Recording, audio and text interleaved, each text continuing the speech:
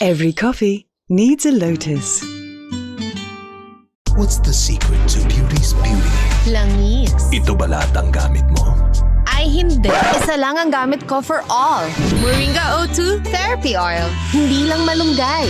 Meron ding olive oil and omega from sunflower oil. This therapy oil helps relieve my dry and irritated skin. It helps lighten my scars and stretch marks. It helps make my hair strong and healthy. This is our beauty secret. Sana all! Zero oil.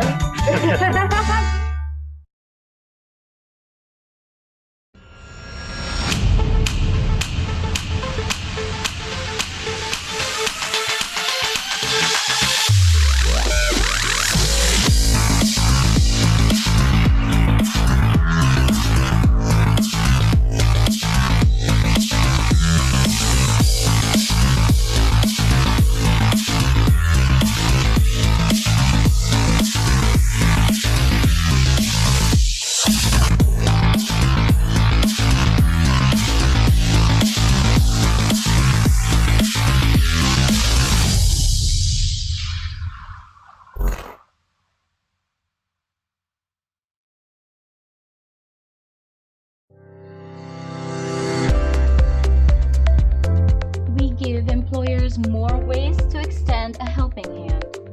The financial programs we design with our business partners focus on creating a safety net for devoted employees.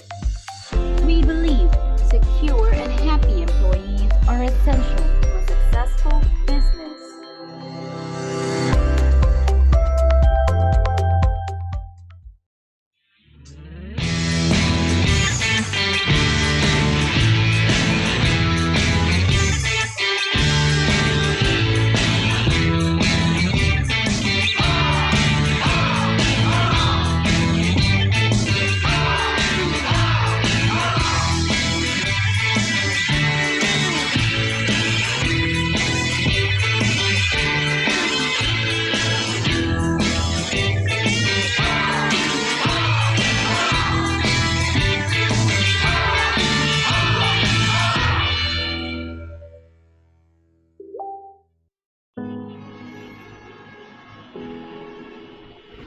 Nandito ako nung nagpa-practice mag-bike ng anak ko.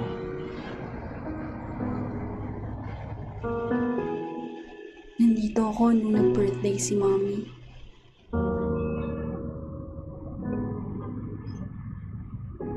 Dito ako nag-celebrate ng wedding anniversary namin. Distance will always be a problem.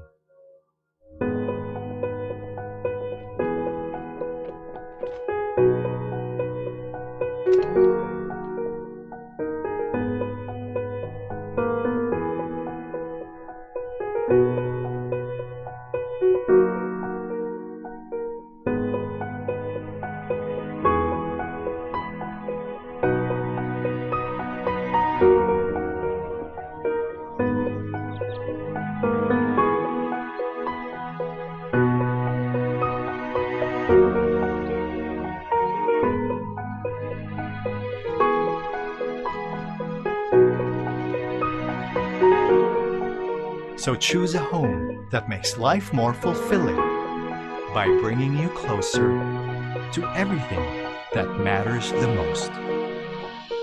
Arezzo Place Pasig. Live fulfilled. Finma Properties, making room to build your future.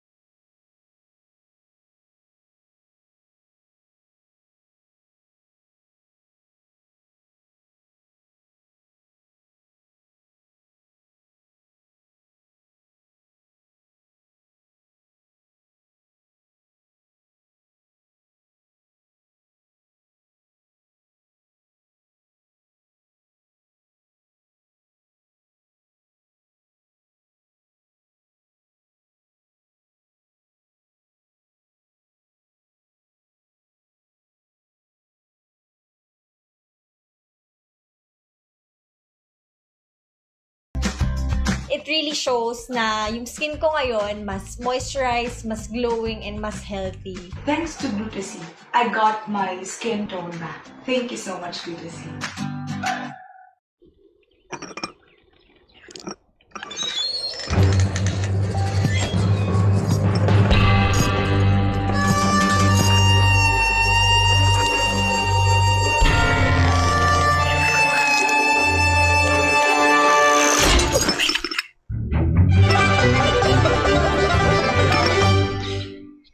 Every coffee needs a lotus. What's the secret to beauty's beauty? Langis. Ito ba lahat ang gamit mo? Ay hindi. Isa lang ang gamit ko for all. Moringa O2 Therapy Oil. Hindi lang malunggay. Meron ding olive oil and omega from sunflower oil. This therapy oil helps relieve my dry and irritated skin. It helps lighten my scars and stretch marks. It helps make my hair young and healthy. This is our beauty secret. Sana all! Sana oil.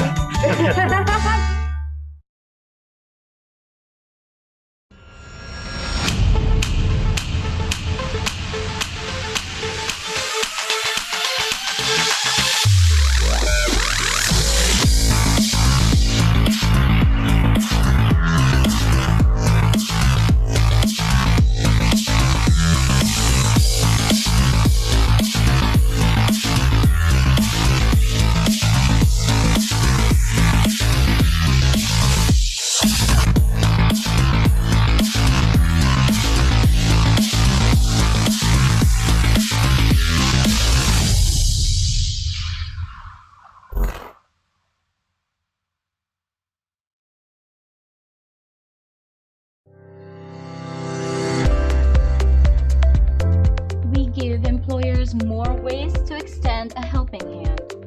The financial programs we design with our business partners focus on creating a safety net for devoted employees.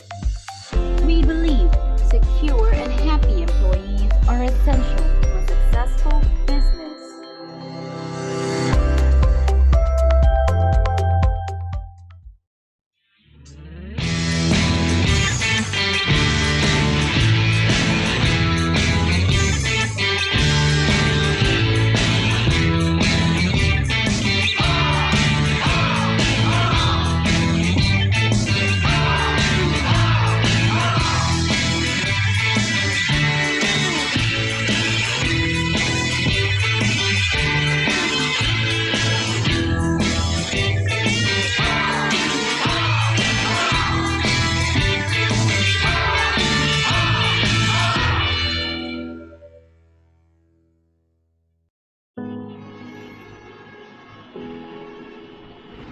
Nandito ako nung nagpa-practice mag-bike ng anak ko.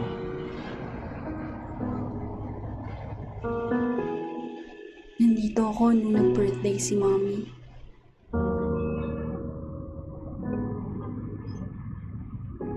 Dito ako nag-celebrate ng wedding anniversary namin. Distance will always be a problem.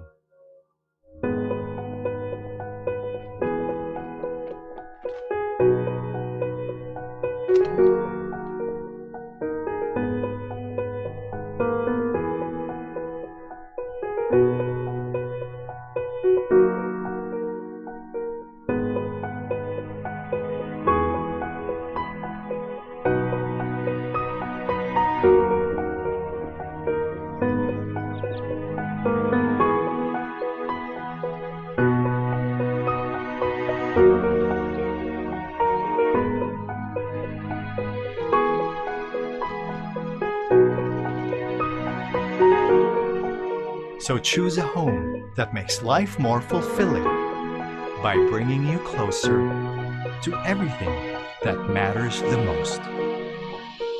Arezzo Place Pasig. Live fulfilled. Finma Properties, making room to build your future.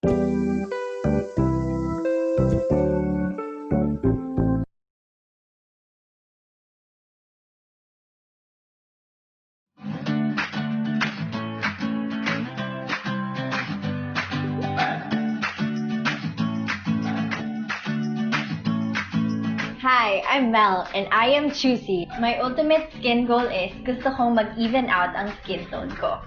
Hi, my name is Gian Enwada. My skin goals are to become whiter, fairer, healthier, and younger.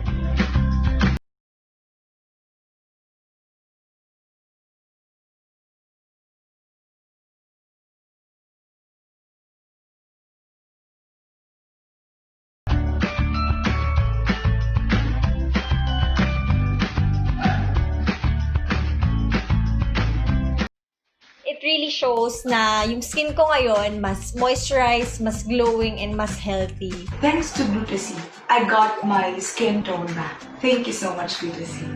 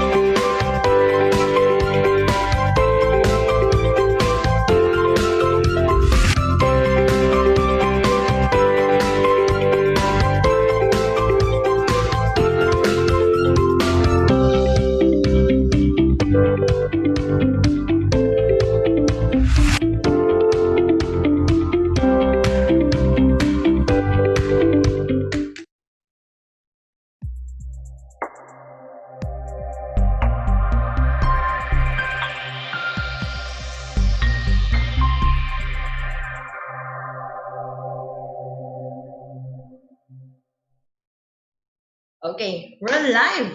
Good morning, everyone. It's tremendous Thursday today. Good morning to our Zoom participants and good morning to our FB Live viewers. It's another e-learning session powered by Ariva Academy. So everyone, welcome to another series of our HR Virtual Summit PH 2020 Bounce Back HR. So our topic for this morning is best practices on human resource planning during uncertain times. So before we introduce our speaker, my name is Irish Malonda Samson. I'm your host, and joining me is my co-host and our moderator for later, Mr. Howell V. Mabalot. Sir Howell, good morning. Magandang umaga, Miss Irish. Nakapag-breakfast ka na ba, sir? Okay. So, shall we start, Sir Howell? Let's now welcome our participants from out of the country.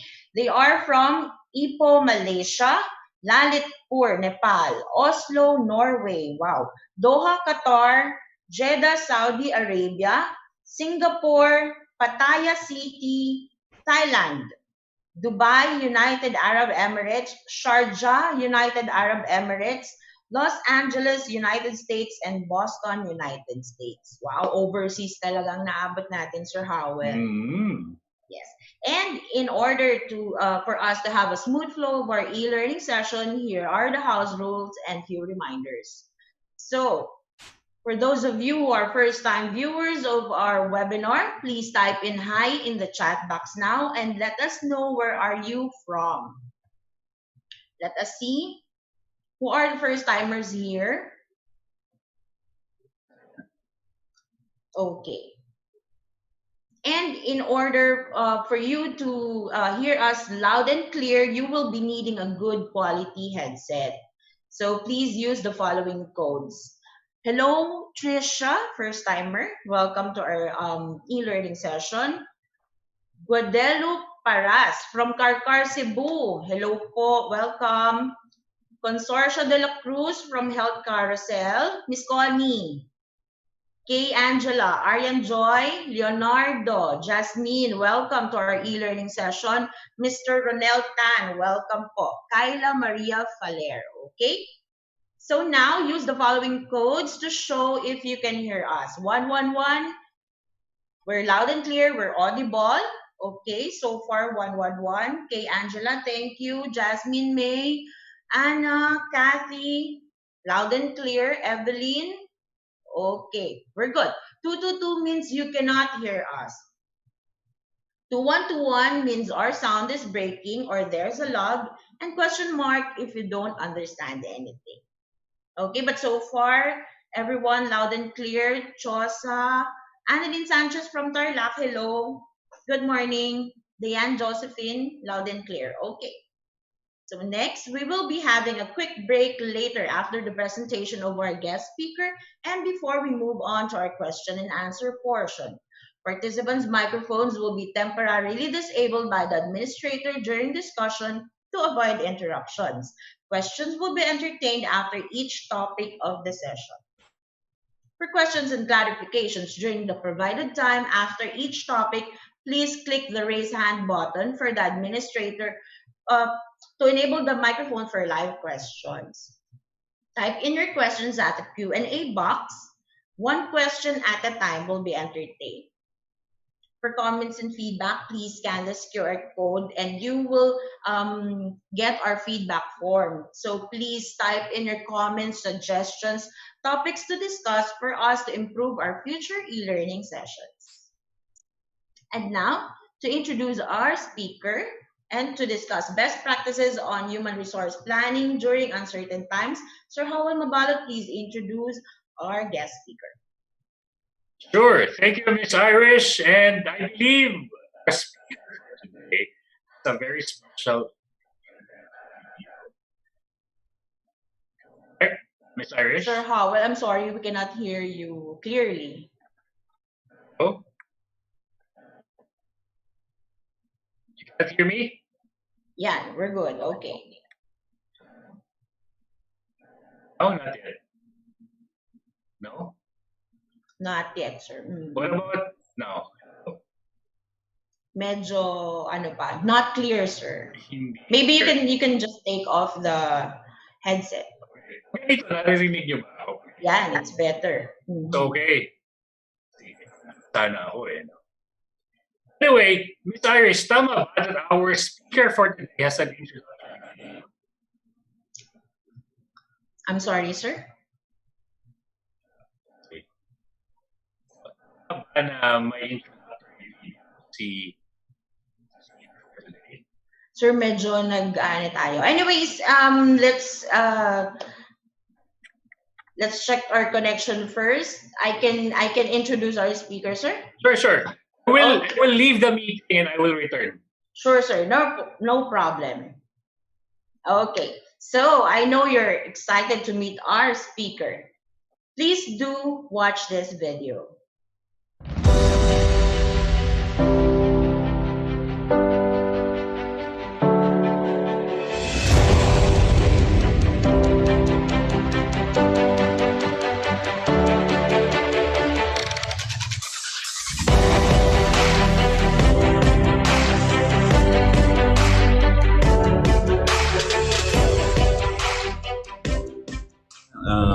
Sir Ronnie Turla. Like I said earlier, I have a new Lodi, so you did a great work providing us your insight.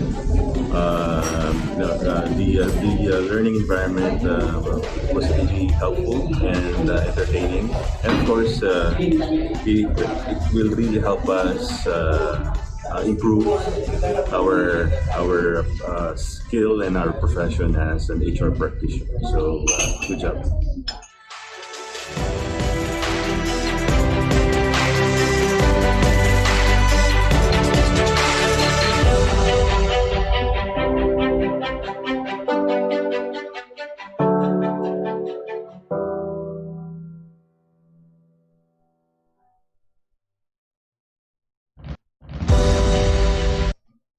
And now, participants, let's all welcome our speaker for today, Mr. Ronnie Birla. Hi, Sir Ronnie. Hello, good morning. Good morning. Hi. Thank you, Ariva. Thank you, Irish. Thank you also, Howell, for being here as part of this program. I'm very honored to be speaking to you today as we discuss some relevant topics on HR, which is human resource planning. Yep. Okay. So you can share slides, Sir Ronnie. Take it away. So I will now share my slides with you as we start our presentation.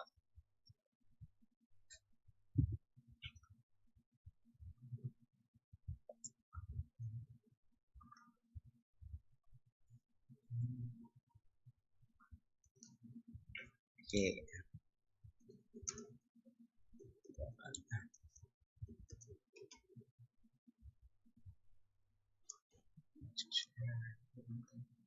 Hold on. I'm pulling up my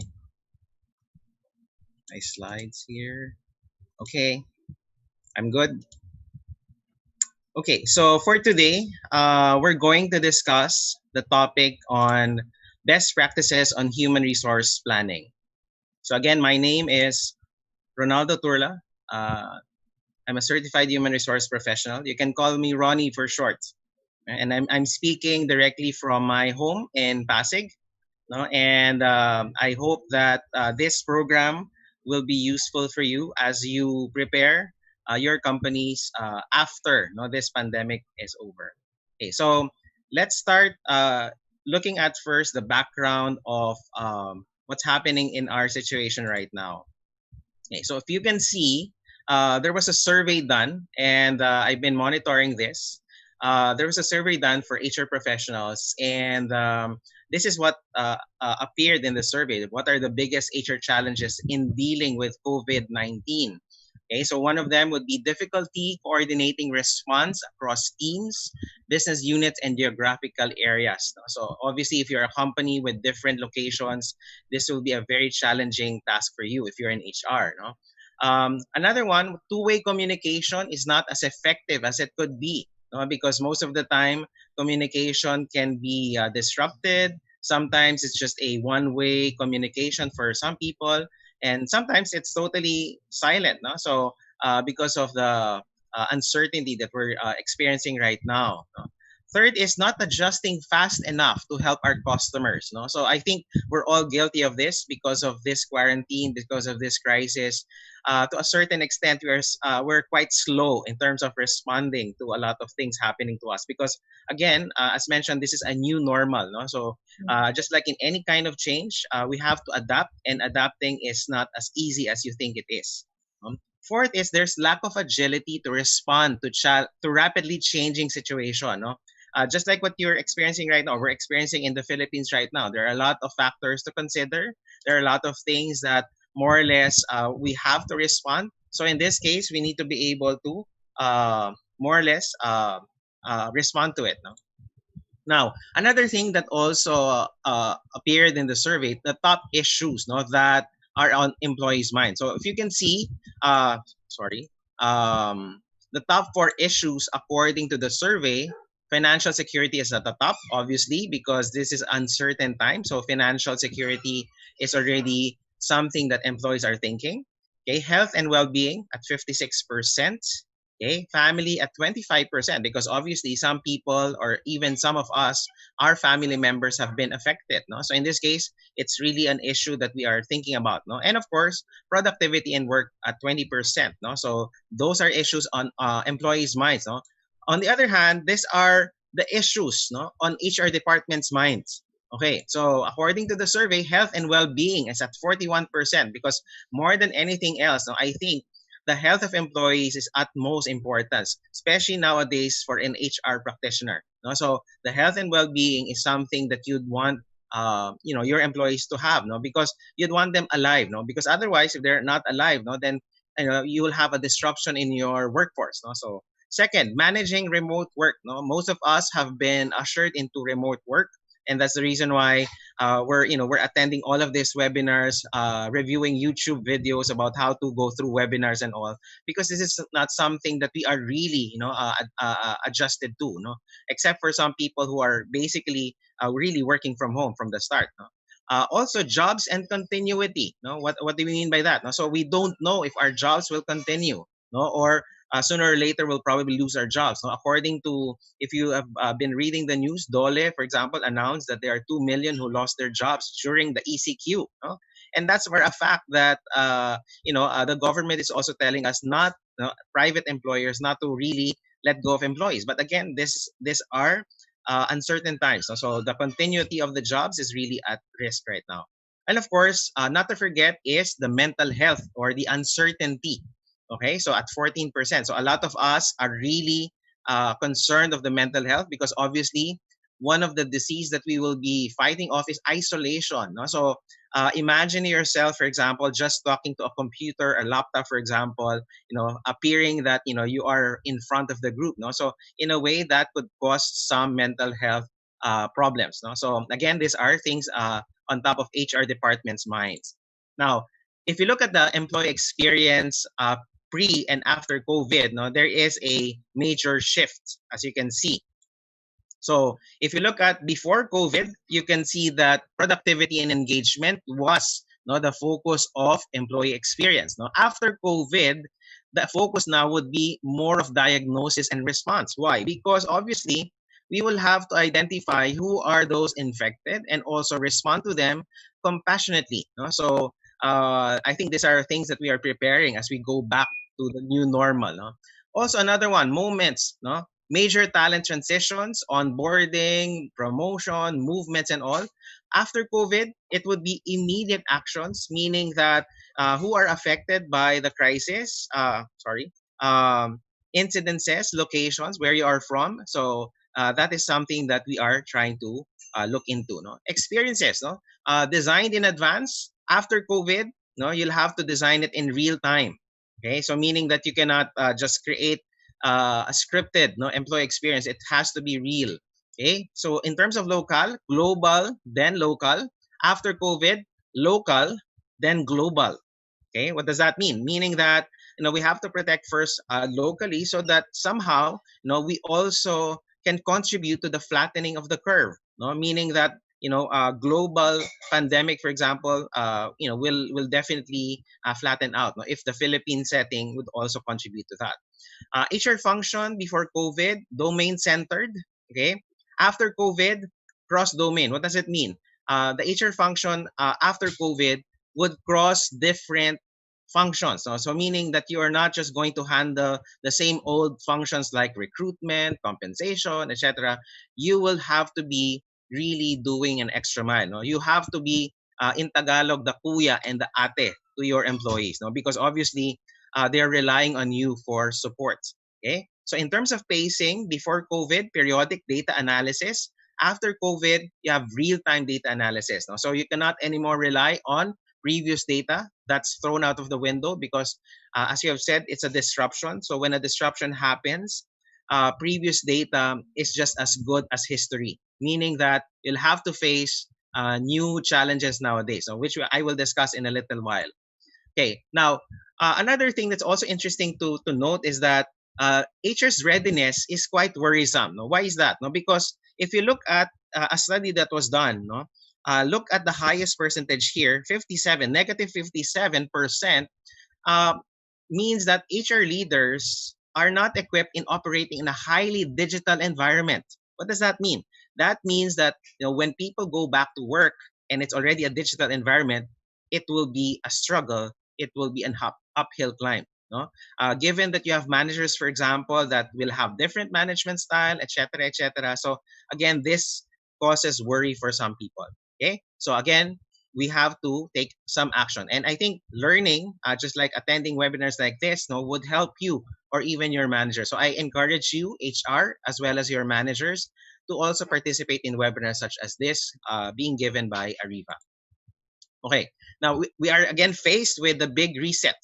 Okay, the term that is being used or buzz around right now. So we have to reset work. Okay, reset the budget.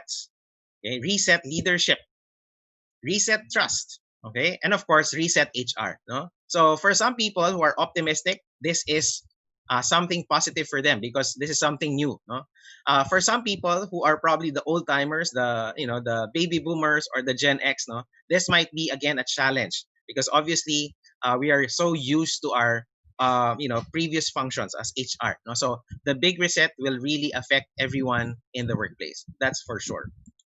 Now, how could COVID again affect workplaces? Just to establish what we're experiencing right now. Obviously, we'll experience absenteeism. Okay, so the question here is, how do you operate with a business if the absenteeism is now greater than 25%?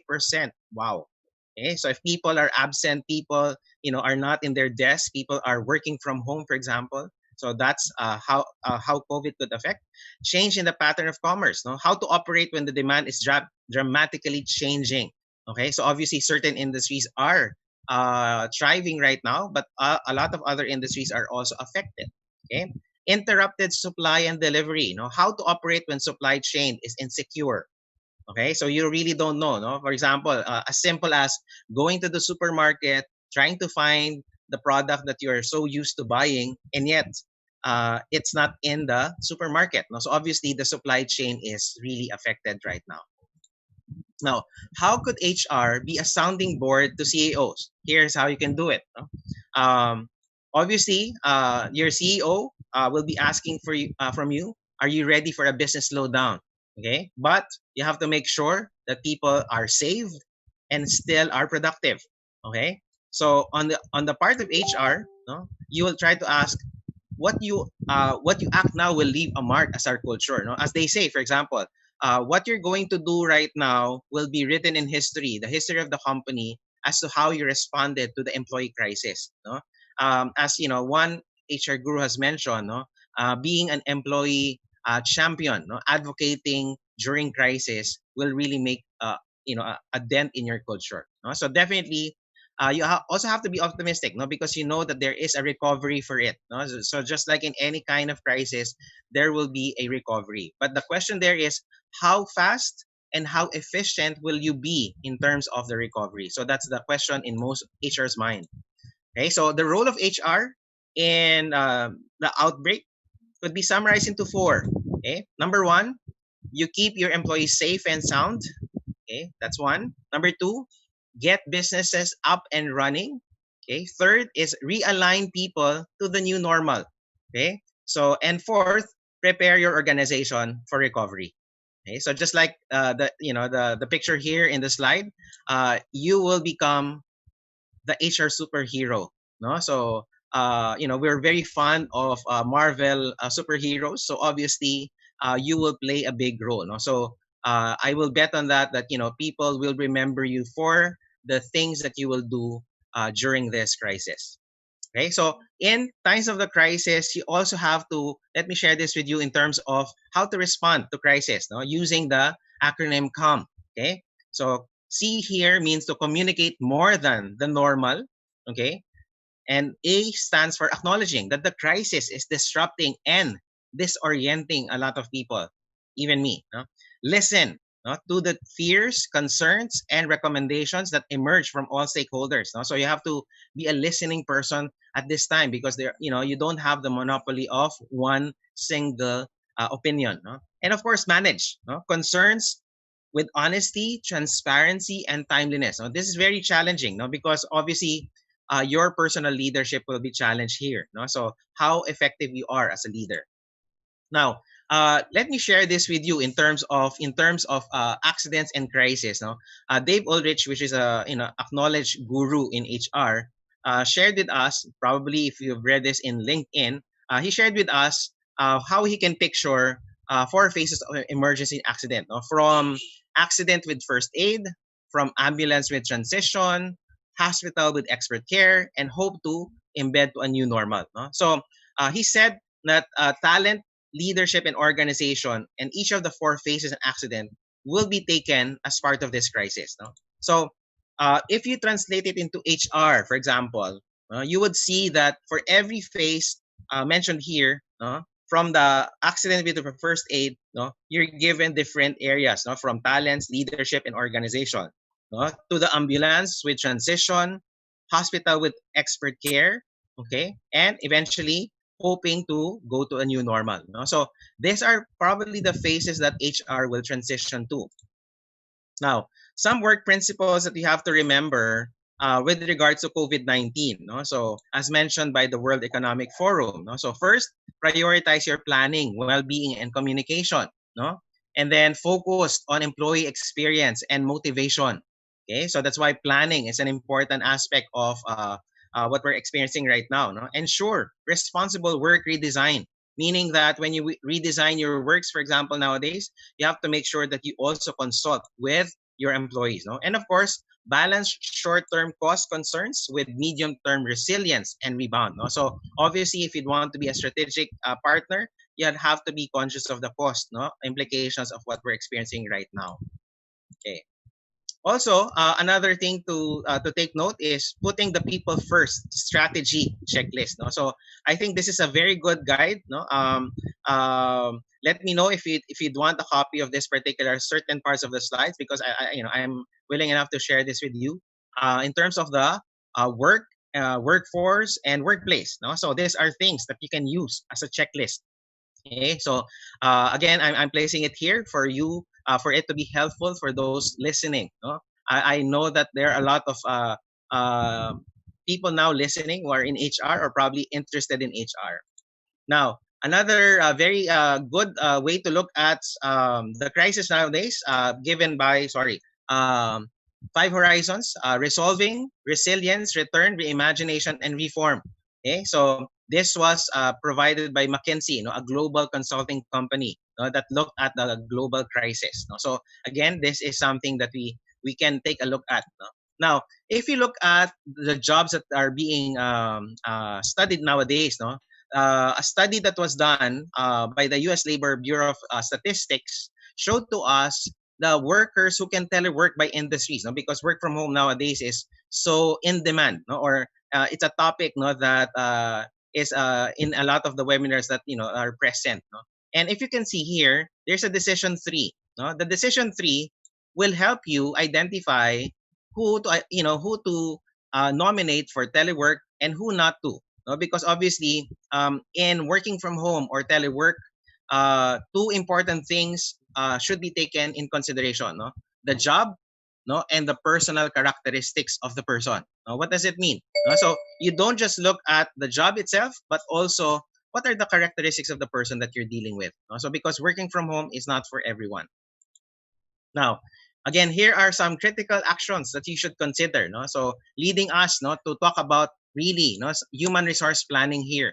No? So if you can see here, a lot of things that you should be doing should be about planning. No? Workforce planning, workforce redeployment, all of these things will happen after the crisis or after we open up, no, the quarantine. No? So all of this will affect us.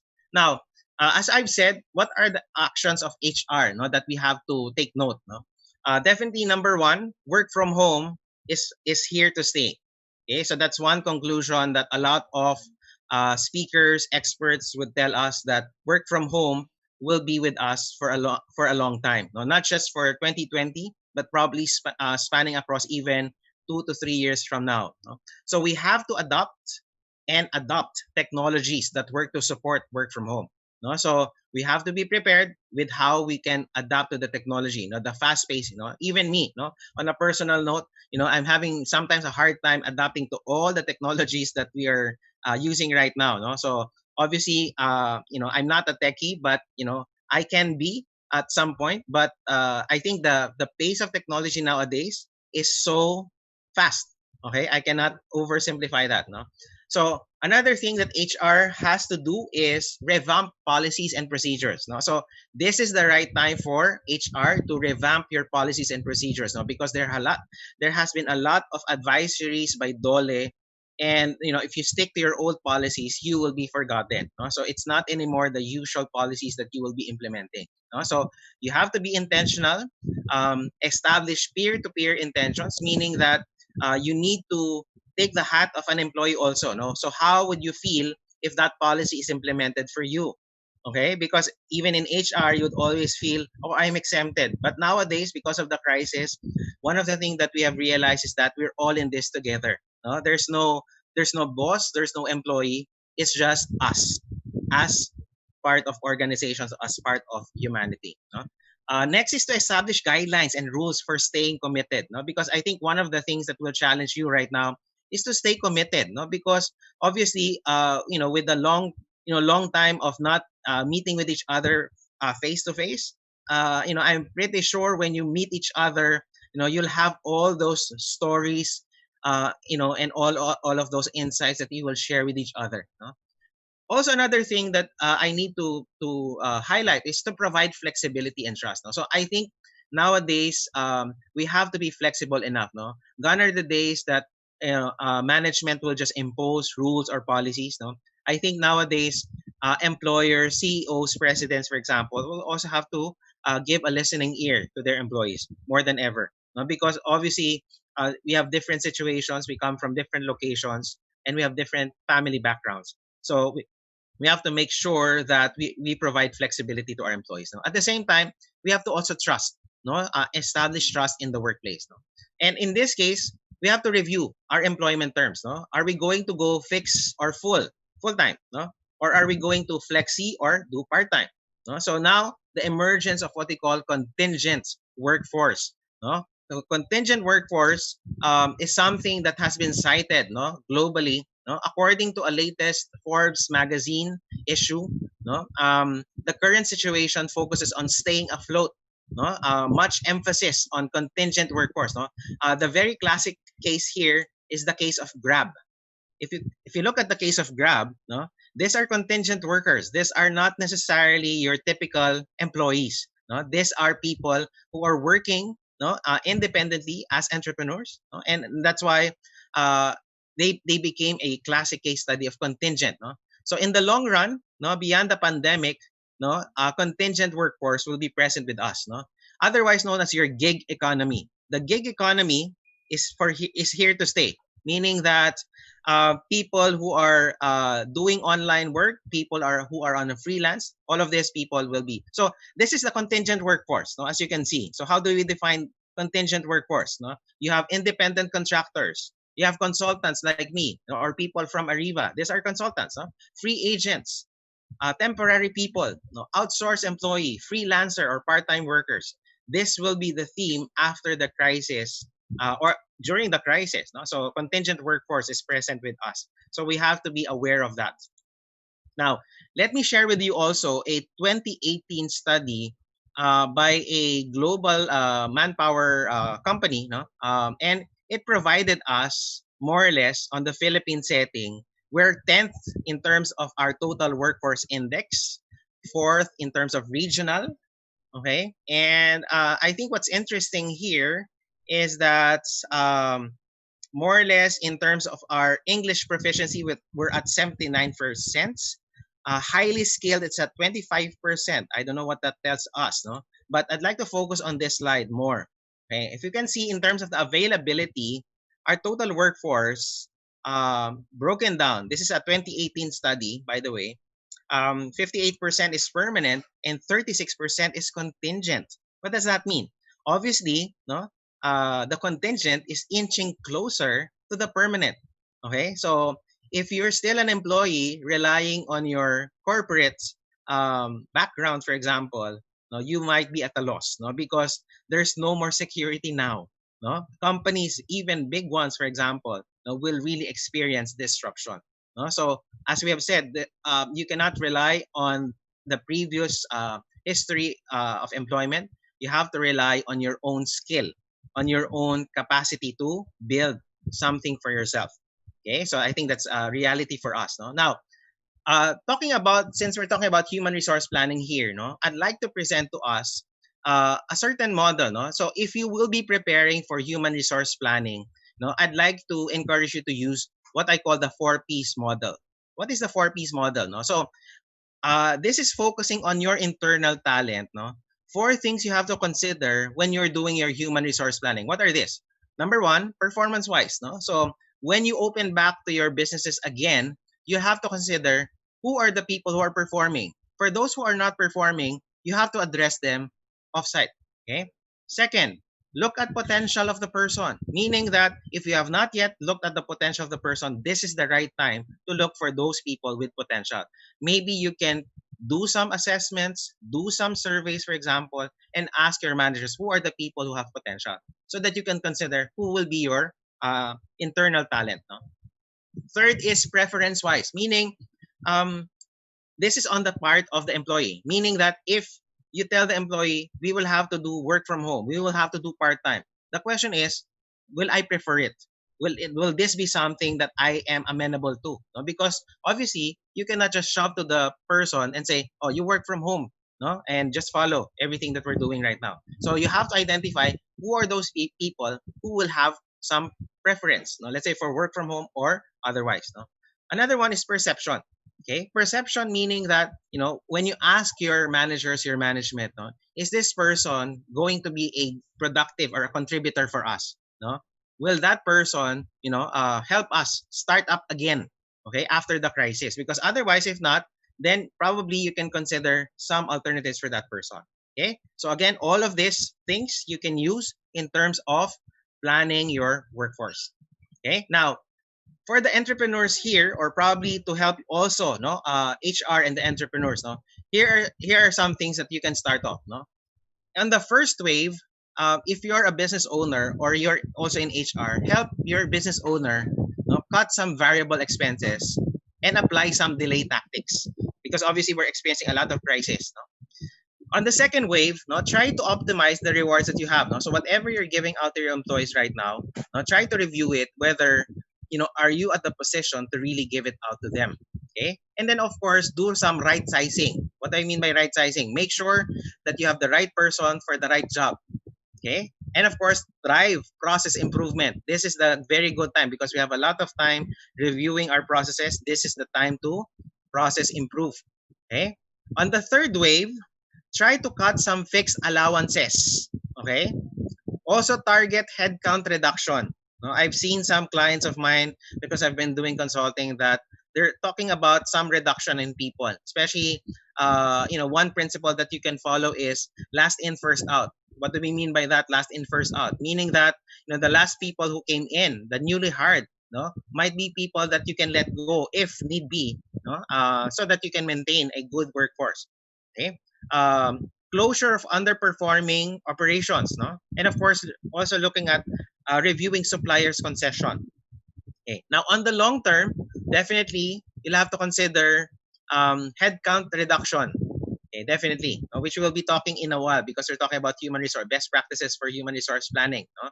Divesting into other businesses, okay, or cutting your capital expenditures might be a consideration here. No, or another is outsource because obviously there are a lot of outsourcing companies waiting for companies to, to talk to them. No? So this is where you can start. Now, how to plan? This is my recommendation for you. Starting with staying afloat. Now, if you're the business, your objective is to sustain your company, if at all. No? So make sure that you stay afloat within the next few months. No? And then to survive, try to scale down. No? As we have said, no? Try to cut down on expenses that are not really necessary for the company to operate. Okay? Then eventually, to grow, really trim down. No? Trim down on certain unnecessary operations. No? And finally, also, no? If after 6 months you have done A, B, and C, make sure that you consider to transform. Okay? So from A, B, C, then to transform, meaning that you're looking at the company to really last a longer time. Okay? So again, it all depends on the time and money. So this particular slide that I'm showing to you considers two factors here, the time and also the money or the financials that you have currently in your company. Okay, so again, all of these things you can use to be able to plan ahead. So let me offer to you some possible scenarios during the crisis. Let me read it from you. So here, there's one employee who has been in close contact with a suspected case of COVID. Okay, so what would you do? If you have some answers, probably you can put your answers in the chat box here. So I'd like some comments here in this possible scenario. So what will you do? Okay. Number 2, an employee who has just returned from travel overseas, though the country has been marked as a red zone. What will you do? Okay. Number 3, an influential employee who refuses to come to work for fear of contracting the virus. What will you do as HR? So these are scenarios that you will be faced. The question is, how will you answer it? Okay. Let me offer to you a suggested model. I call this the ethical, legal, and prudential model. Okay, so in deciding for responding to those 3 possible scenarios, consider 3 things: ethics, legal, and prudential. Okay, ethics means that you being transparent. Make sure that when you make a decision, your decision-making process follows a certain ethical standards. That's number 1. Second, legal. Act in compliance with laws, rules, and practices. That means that consult lawyers, consult the labor code with regards to the legal aspect. Don't be blinded by this is just what we have to do. And of course, the prudential part, meaning that make the informed decision in the best interest of the company. At the end of the day, your decision will be a precedent to anything that you will do after the crisis. Okay, so all of this are again options for you to decide when you are given or faced with that scenario. Okay, so here are some alternatives to layoffs. Okay, because obviously as part of human resource planning, we might be considering layoff. Okay, so what are some alternatives to layoff? Number 1, reduce spending. Obviously, cut expenses. Second, offer extra unpaid leave. Okay, so again, this could be something that you can offer to your employees. Exchange workers partners. Okay, might be also institute shorter work weeks. Instead of asking them to report Mondays to Fridays, just ask them to report Mondays, Wednesdays, and Fridays. Give them 2 days off or more than days off. Cut the wage or the benefit. I'll show you how later on. Okay, cut part-time and the contractors as well. So these are things that you can consider for the laying off.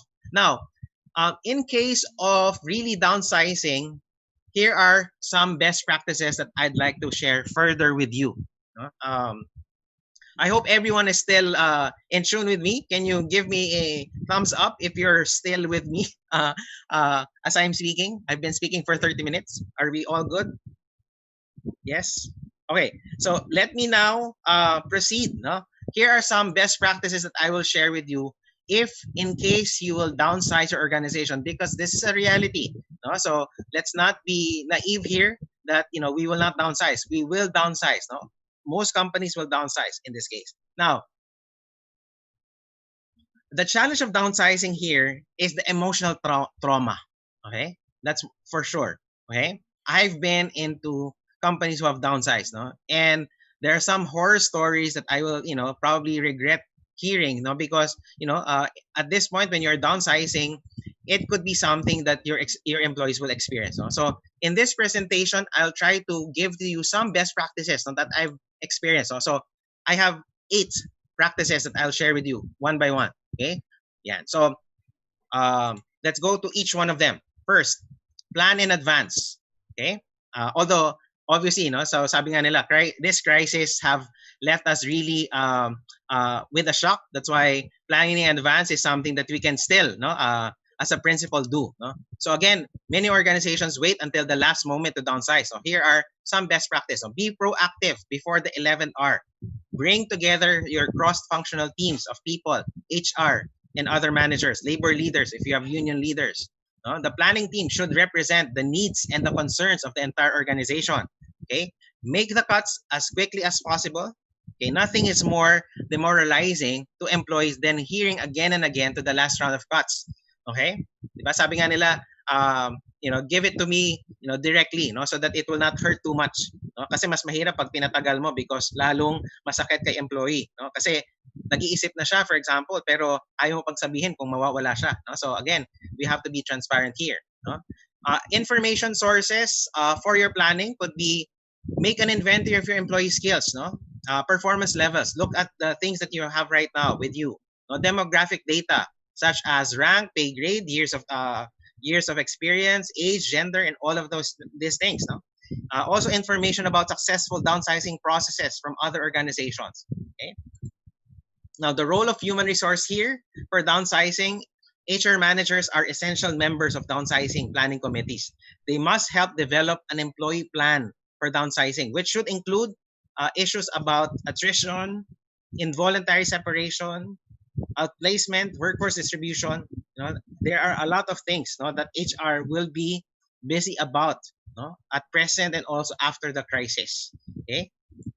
Now, second best practice, senior leaders should be involved early on.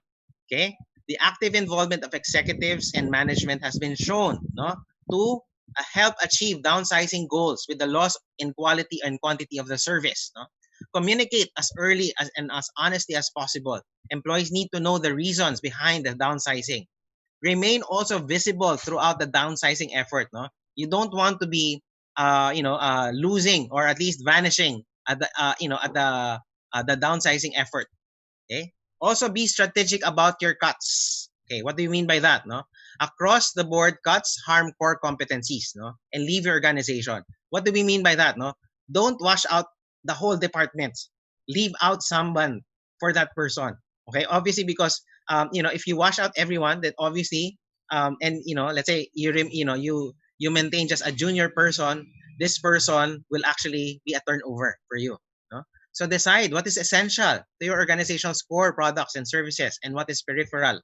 Okay, legally discharge employees whose performance does not meet your standards. So this is the right time for you. If there are some people who are not meeting your standards, use your disciplinary process to let them go. Okay.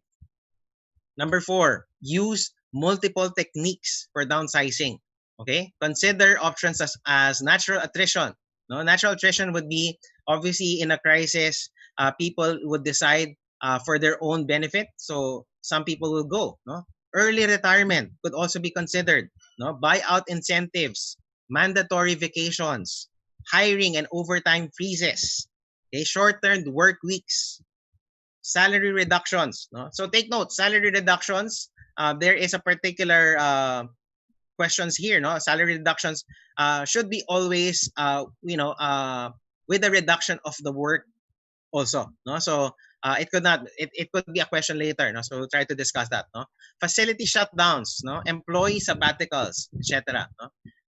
Institute flexible work practices such as your telecommuting, part-time employment, flexible work hours, okay, job sharing, no? And also leaves and leave without pay, okay? Again, the concurrent use of multiple downsizing techniques helps ensure that the success of the downsizing process will happen. Okay? Remember, downsizing by involuntary separation should be the last resort, because obviously your involuntary separation would mean that you will have to pay or at least provide separation pay. So that should be your last resort. Now, do all of this stuff first before you consider downsizing everyone. Okay. Number 5, best practice. Too much communication is impossible during downsizing. No? Employees expect senior leaders to communicate openly and honestly about the reasons for downsizing. No? Don't try to soft pedal it, as it only increases anxiety. Okay? Be brave enough, be courageous enough. No? Build trust by continuing communication efforts throughout the downsizing. No? Ito, do not rely on letters, memos, or emails from senior leaders. It will not be effective. This time, it will be more of face-to-face communication. Face-to-face, two-way communication where managers will listen and tell, will be effective more than emails and letters. Okay. Also, use multiple communication techniques such as small group meetings, briefings by managers, one-on-one discussion, breakfast gatherings, all staff meetings, video conferencing, and all of these things. No? So use different communication channels. And also train your supervisors and employees who will be downsized on how to deliver the message. No? Because obviously, some people, especially if they're supervisors, they might not also be aware or trained well, to be able to communicate in this time of crisis. Do not also be afraid of seeking employees' ideas or concerns. Okay, definitely suggestions are very much open at this point. No, establish a team including employees at all levels to generate ideas for savings. No, yung mga cost savings natin, this is the right time for you to consider what are ways that you can cost save. No, two-way communication also empowers employees during a period when people may feel helpless. Okay, because obviously some people are feeling helpless nowadays. So you need to communicate or over-communicate at this point. Okay, 6, best practice. Survivors are key. What do we mean by them? Okay, meaning if you downsize, don't neglect the people who are left behind. Okay, the success or failure of a downsized organization depends on the remaining employees. No? According to a recent survey, they have found that 45% of organizations provide structured services for surviving employees, no? Whereas 80% provided these services for departing employees. Meaning that, people who will be maintained in the company, will have a different feeling or a different status. So don't neglect them. Don't communicate that survivors are fortunate to keep their jobs in difficult business environment. Okay? Don't tell them, you're lucky. No, because obviously you'll never know, because that luck might run out of them, because at a certain point, if the company really sink, then obviously they will also be considered to be downsized. Okay, many survivors behave also in dysfunctional ways after the event, including falling victim to survivor sickness. Ano yung survivor sickness? Ibig sabihin yan, after the downsizing, they're not anymore motivated to work. They have that survivor sickness. People don't, once they see that their friends, their kumares and kumpares are not anymore there, they will have that sickness, na I don't want to work in this company anymore. Okay? And that will also trigger fatigue and resentment for them. Okay. So again, how survivors feel about the organizations at least partly dependent on whether they believe their downsized workers were well treated. This is a very important principle in HR. You have to treat downsized employees the same way that you are attracting new employees. What do I mean by that? Obviously when we're attracting people nowadays, we provide them all things good, signing bonus, perks and incentives, but once they go out, and then we have to let them go, treat them the same way, treat them with that same excitement, that same vigor that you attracted them from hiring. So make sure that you treat them well, and you also wish them well after the downsizing. And of course, be as generous as possible in your use of relocation and outplacement assistance. No? I know of companies, for example, that if they have to let go of people, they really provide a very generous, no? Yung sabi nga nilang parang parachute assistance. No? When you say parachute, no, you have to let them go, but make sure that the parachute is really stable enough so that they can really fly again after this crisis. Okay, so survivors are critical to your organization's future, so take care of them by doing at least some of the following. No? So again, assure them of continued employment to rebuild their emotional commitment, probably provide some career counseling, no? Make personal counseling or employee assistance programs outside the organization. Definitely, there will be companies who will be helping out those displaced employees. So check them out. They will be available, no, for those who will be downsizing. No? Whole group meetings also between senior management. Maintain friendly relationship with the laid off employees. So because I think this is also a challenge for HR, because obviously when you let them go, no, you feel that you have severed the friendship also with them. No? Make sure that even if you have to, which is I think a very difficult task to be with, no? Especially if you are downsizing a friend of yours, for example, a very close friend of yours, this will be really heartbreaking for you. No? But again, sabi nga natin, you have a job to do in HR, so you have to do that. No? But still maintain friendly relationship with them. No? Provide opportunities for new work groups to meet, feel comfortable with each other, and work together. Yeah. Formal team building might be necessary. No? So I think all of us, especially if you're working in a corporate setting, we all deserve a team building after this pandemic is over. Really, not just a virtual team building, really a team building of some sort for those who are left behind. Okay, so again, all of these are still present with us. Okay, and require business plans also from your departments. This is a requirement for other as outside HR. Now, these plans will help departments to implement the downsizing more smoothly and involve employees at departmental levels, no, to again improve their morale and trust. Okay, and finally, number 8 as a best practice is to monitor progress. No, take time to periodically review the progress of downsizing. No, to plan, learn, and from your success and mistakes, and modifying your plan. No, because I think one of the things that we have realized now is that there's no more real expert at this time. No, because we are all adapting together. No, we are trying to learn as much as we can. No, because this is a new normal. No, so survey employees and clients on a regular basis to get their feedback as well. And don't wait until the end of the process when it's too late to respond to problems. Now, as I wind up my discussion here, no, let me offer to you, if you will go through some transition, you will this model will be very useful for you. No?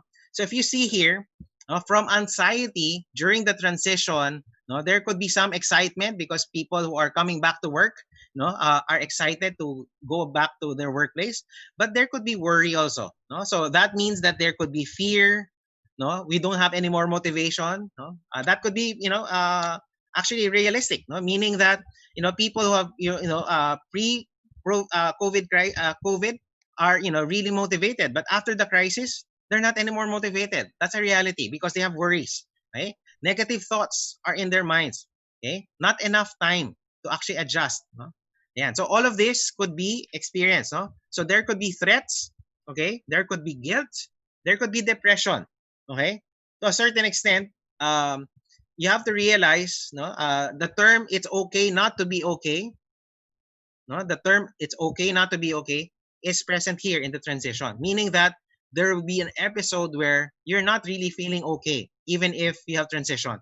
Okay, so from here, you might also experience hostility.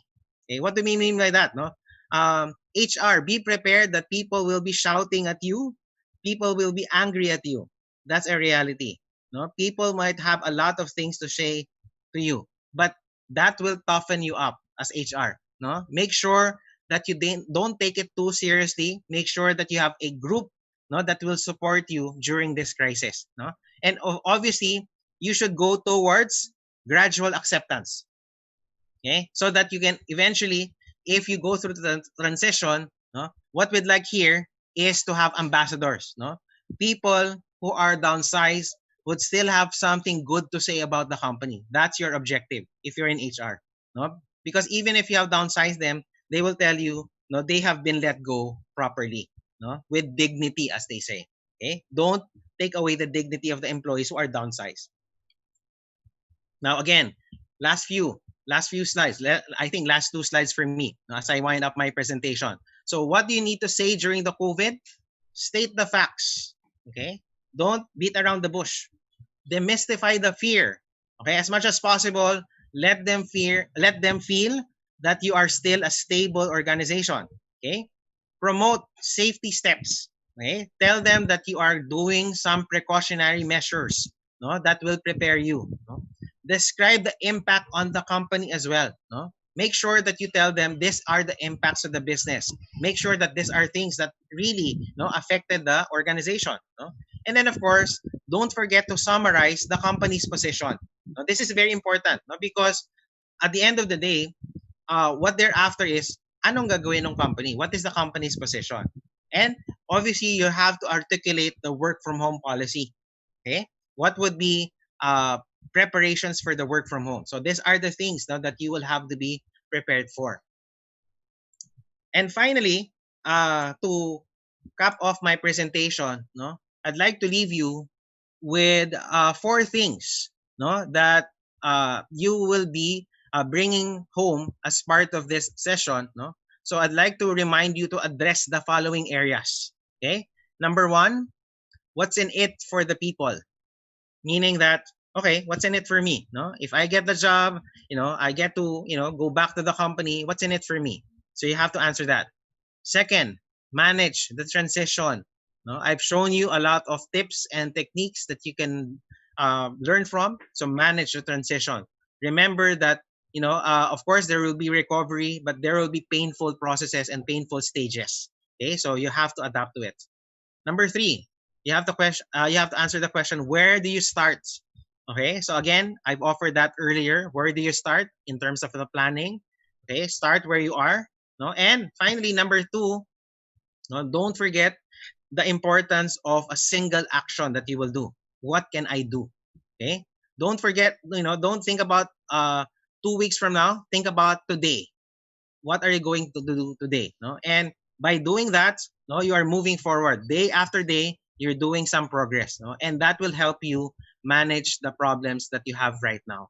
Okay, so I hope that this presentation help you, no, prepare better in terms of your human resource planning.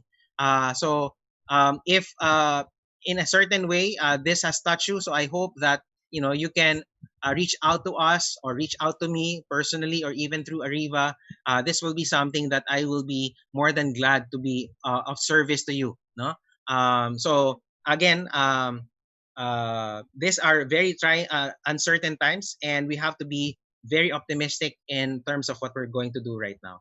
Okay, so with that, I again end my presentation. Mr. Howell, Miss Irish, I'm ready for some Q&As from the audience at this point.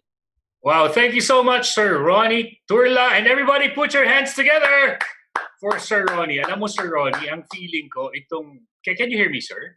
Yes, I can hear you. You know what? I feel like I just sat down in an 8-hour meeting, considering that the load, that it's a ton of information you've generously shared with us this morning. And I'm sure if you will be giving these people, our participants, a chance to have the PowerPoint presentation, it will take us actually a week to digest everything. Okay. Ganon katindi, ganon ka-generous. So palakpakan natin si Sir Ronnie. Maraming salamat. Okay, so here's the mechanics for the Q&A.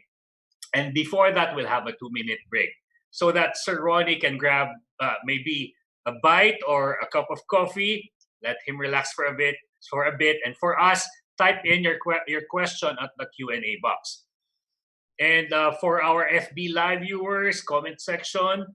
And so the 2 minutes will be for us to at least think about it, digest what you can. And before that, we'll greet our birthday celebrant. Happy birthday, Jessica Abarquez and Beatriz Junette Manlapig. Happy birthday!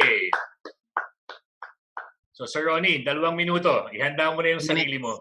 Okay. Sa dami ng mga questions, sa dami ng mga gustong magtaas ng kamay, And we're excited Okay. about the second part. What a productive first part of this workshop. I mean, webinar. 1 hour? In 1 hour? Grabe, 8 oras worth, 8 hours worth Oh, actually, of parang information. pang one day, ano to eh. One day. Oo, totoo. That's how I feel like nung hinahanay mo sa amin to. So, again, everyone, stay put, or you can go to your bathroom and be back in 2 minutes. Don't go away. We'll be right back.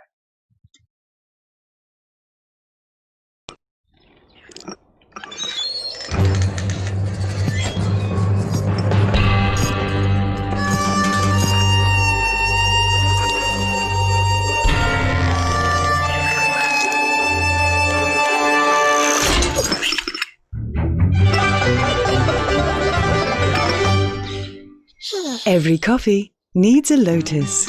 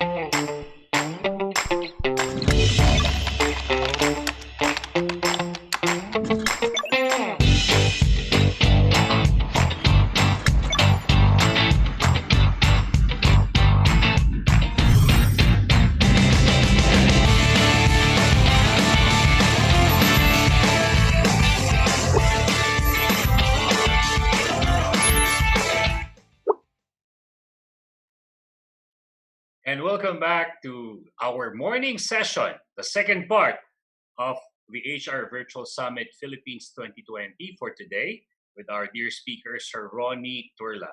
And right now, before we proceed to the greetings of the out-of-town participants and to the Q&A, what you are seeing right now is the slide of the HR Virtual Summit Philippines 2020, our way of helping people during COVID-19.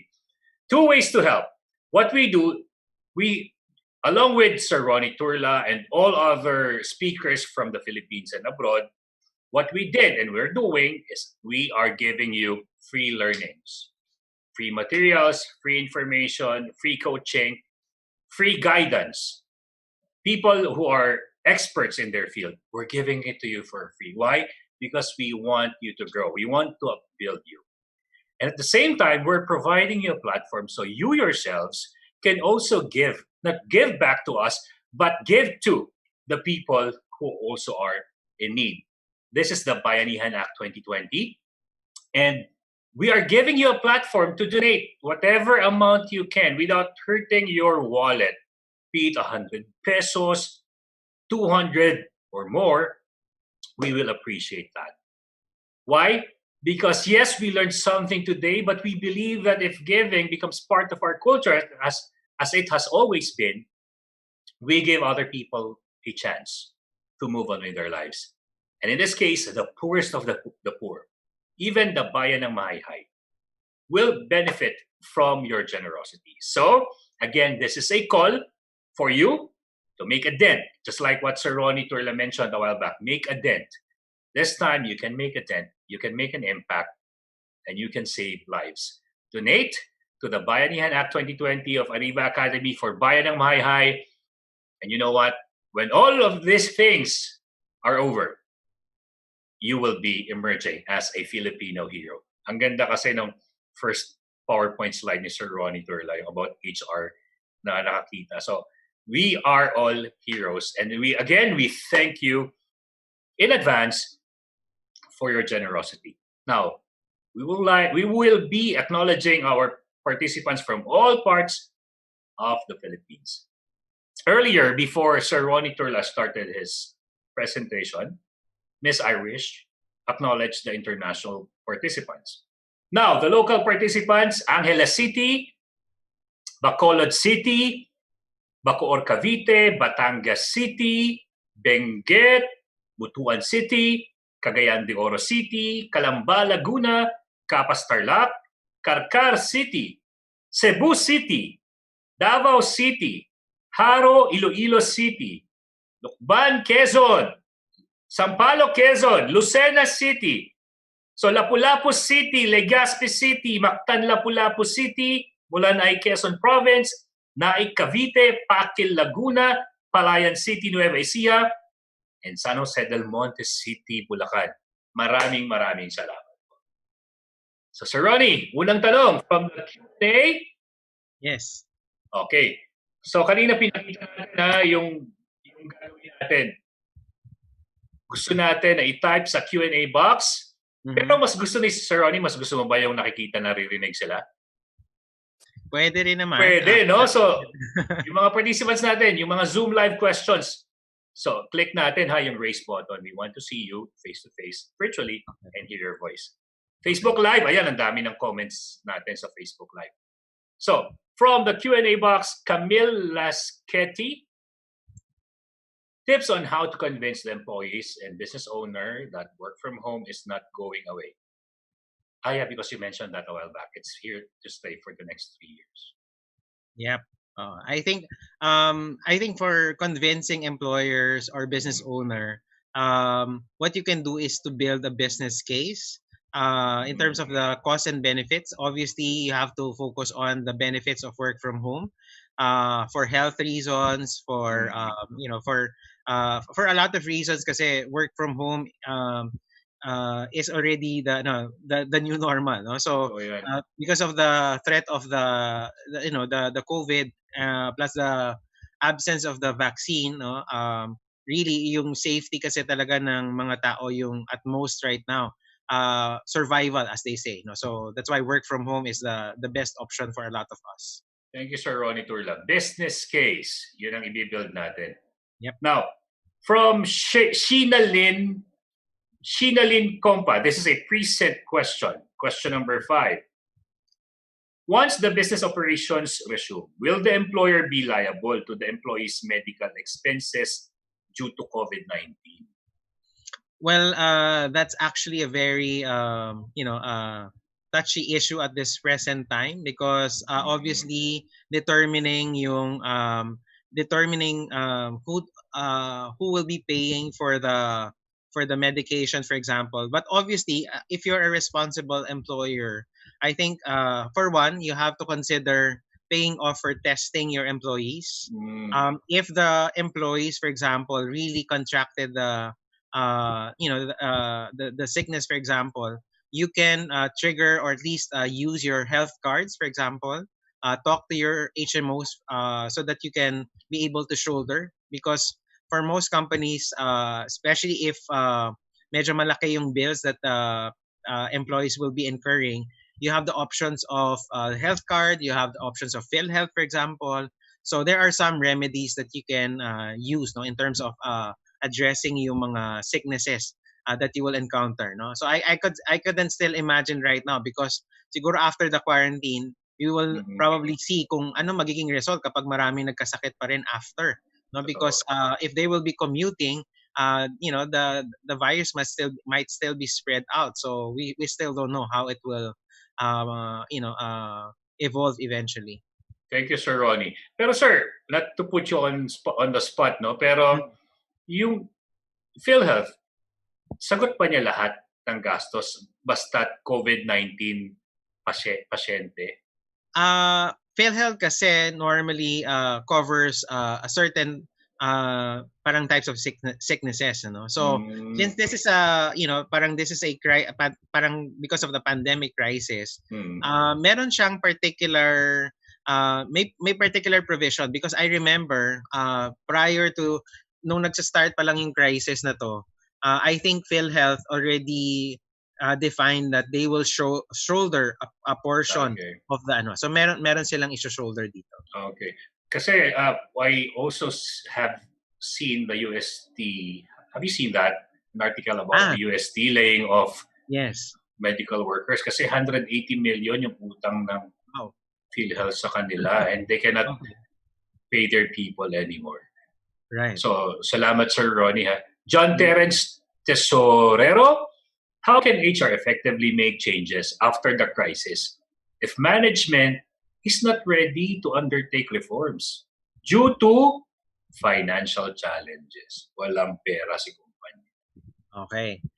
Just like what I mentioned earlier in my presentation, if you remember, I think for this one, you'll have to use yung model that I presented, yung how to plan, no? Depending on ano ba yung gusto mong mangyari, survival, would you want to be sustained, for example? So definitely, the best thing to do kung medyo financially challenged ka, cut down really on expenses and look at how you can operate at a minimum, without sacrificing yung delivery of your services or delivery of your products. So yun. So parang kumbaga, start really very small. Parang sabi nga nila, this crisis will challenge you paano mo sinimulan yung business as if you're starting from zero. So that's probably the mindset that you have to have if medyo financially challenged ka. In fact, sir, I would be imagining this as an 8-hour program. Lahat ng tanong nila masasagot eh. Kasi your slides is, it has covered all facets and all corners and all concerns. Ang ganda ng presentation mo. Thank you. Sir, we have another question. This is a present question from Arlene Cerilia. At ang sabi niya, we are in a restaurant industry. And what are the possible programs that we can give to the employees for us to motivate them during this pandemic crisis? So let's assume na nag-ooperate pa tong restaurant nila.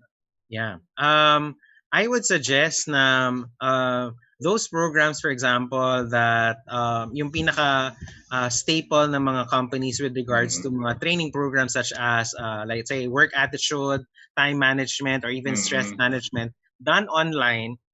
So try to just set up the company or, parang depende kasi kung ano yung setup eh. No?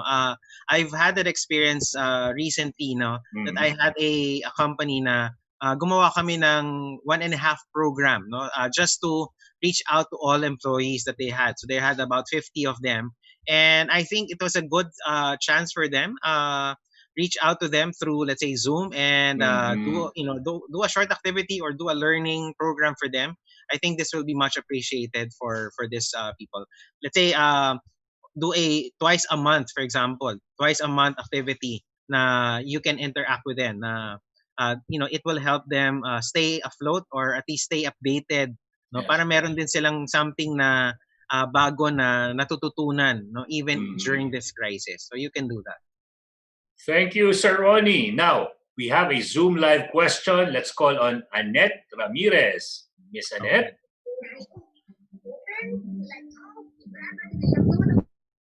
Miss Annette, ready for your face and voice. Hello? Are you there? Usually there's a problem, Sir Ronnie, kapag Zoom live question. Either may delay, may glitch, or... So, habang okay lang pa, habang inaayos namin kung saan ka iba, can we entertain another question in the meantime? Okay lang, Sir Ronnie, no? Yes, go ahead. Oh, okay. So, Enrico Resio, what will be your suggestion to handle the big reset for HR practitioners? Well, I am a fan of I would say the contrarian view. No? When I say a contrarian view, that means that whatever you have believed to be true before, throw it out in the window and pick out new perspectives, new things that you haven't yet done, and parang challenge yourself, no?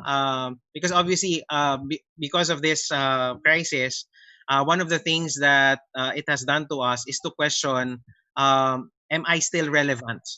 Totoo Okay, yan. that's the Oo. question. Am I still relevant for what I'm doing right now, whether in HR and other profession? Will I still be relevant? No? So the question there is, you reset yourself. No, nobody can reset it for you. Parang ano lang yan parang the quote of success. Nobody can make you successful. You don't start for yourself. No, so the same thing. So I think for HR, my advice is focus more on really what is not seen by the eye, no? Parang as mentioned by an author, no? Kumbaga, deal more with the softer side of what you're doing right now, no? If you've been very functional, very administrative, no?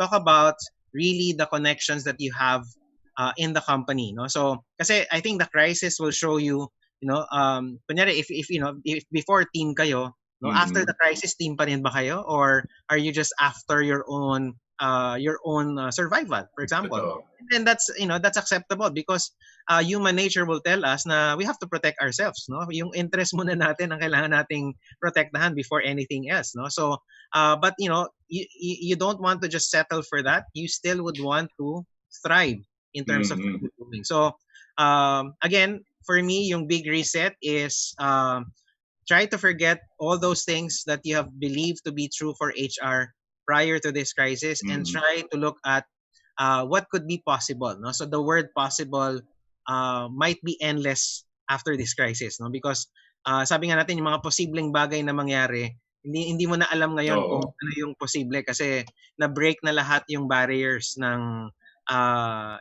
it has affected us tremendously beyond our imagination. Tama ka, Sir Ronnie. Kasi I've been co-hosting these webinars since early April with Miss Irish, our president, and at the same time, moderating their webinars. Ang nangyari, the common ground I'm seeing all speakers from all parts of the world is from being result-oriented, maging people-oriented muna tayo. Yes. So pasok ito sa HR, human resources. So pati yung mga dating CFO, tinitingnan na yung kapakanan ng mga tao, hindi lang yung pananalapi. Yes, correct. Oo, tama, no? I like what you said. What may be true before is never true now. Throw it out the window. Huh? Ayan. So, thank you po, Sir Ronnie. Titco.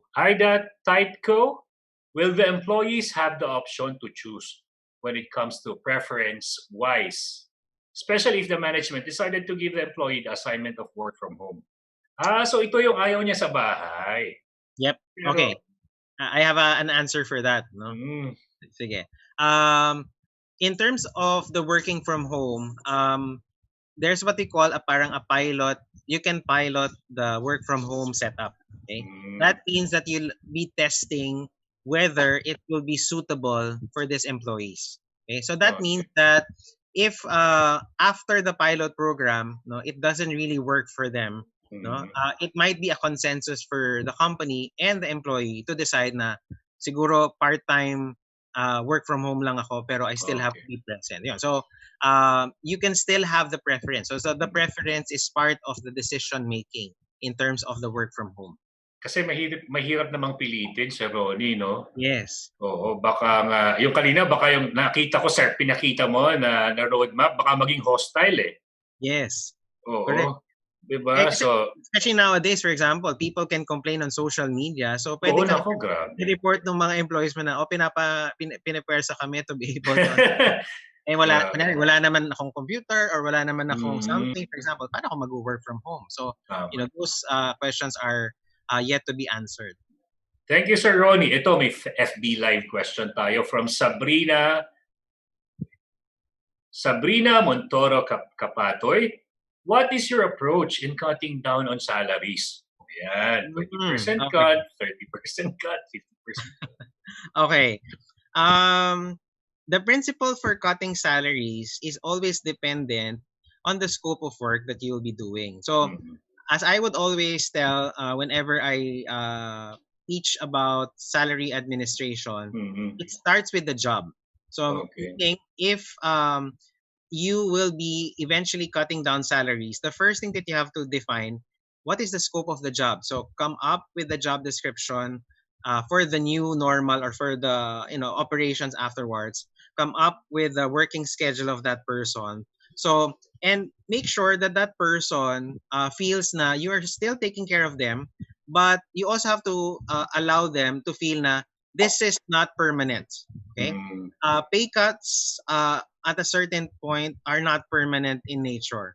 Okay, so it depends on the agreement that you can have. So for this one, I would suggest to HR to have communication such as letters of agreements with the person. No? So that's very important, no? Because one of the ways that you can defend yourself legally is there was an agreement made between the employee and the company, no? Because of the situation. No? So you're not doing this to discriminate certain people, but it was only because you have to really do this particular measure na kailangan mong i-redesign yung trabaho eh. And in so doing, pati yung salary niya patamaan eh. But if this will be temporary only, you have on a legal basis, meron kang sinasabi, yung Article 300 ng Labor Code kasi says that you have a maximum of 6 months. Okay, 6 months to say na we're not on a normal operation. No? After that, if the company feels na you have to let go of people, to really cut down on salary, then decide to retrench them, offer them separation pay because you cannot maintain them anymore.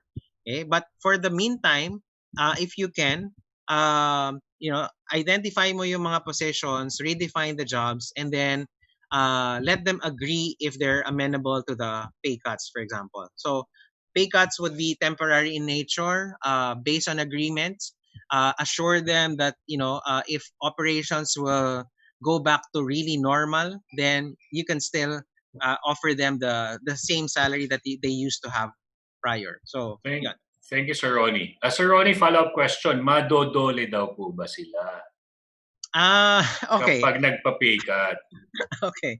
I cannot speak about that because I'm not from Dole. I have some people that I know from Dole. But I would honestly say that posible pwedeng magkaroon ng complaints because of this. But I think Dole would still act also favoring some employers if they can show that it was done in good faith. Meaning that show them that, for example, I'm in a non-essential industry, I was affected. So how do you expect me to pay the same amount of salary? So obviously you just have to be transparent. No? So if I'm the employer, if I'm in HR, for example, look at your books.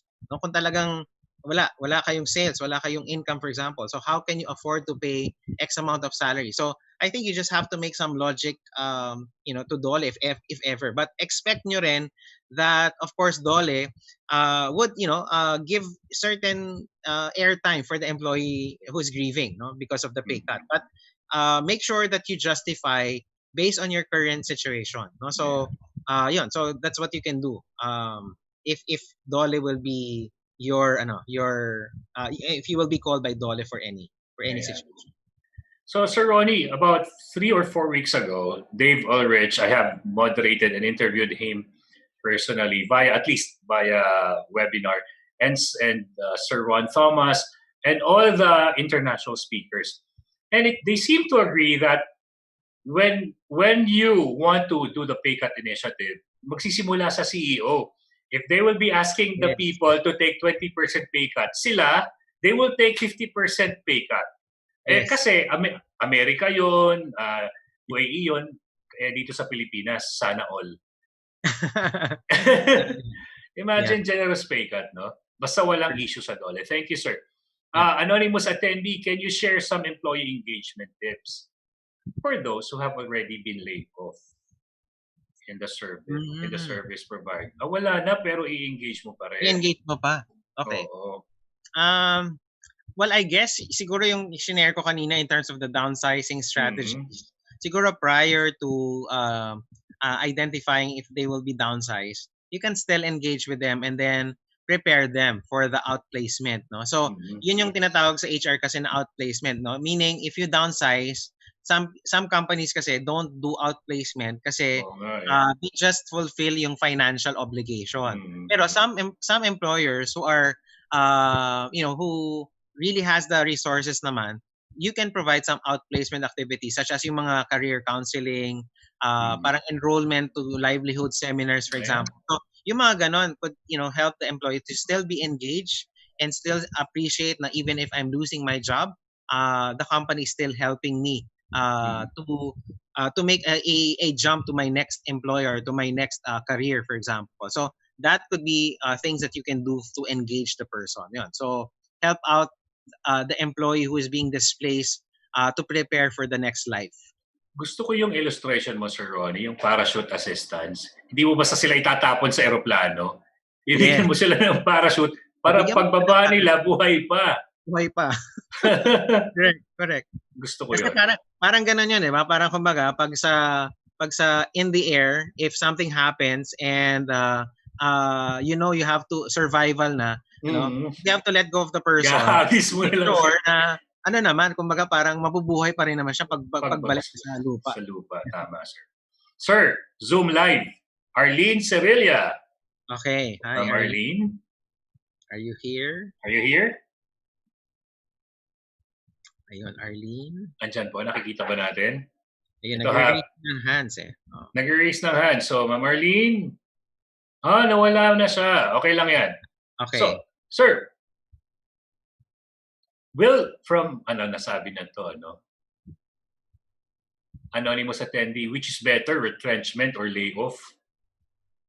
Okay.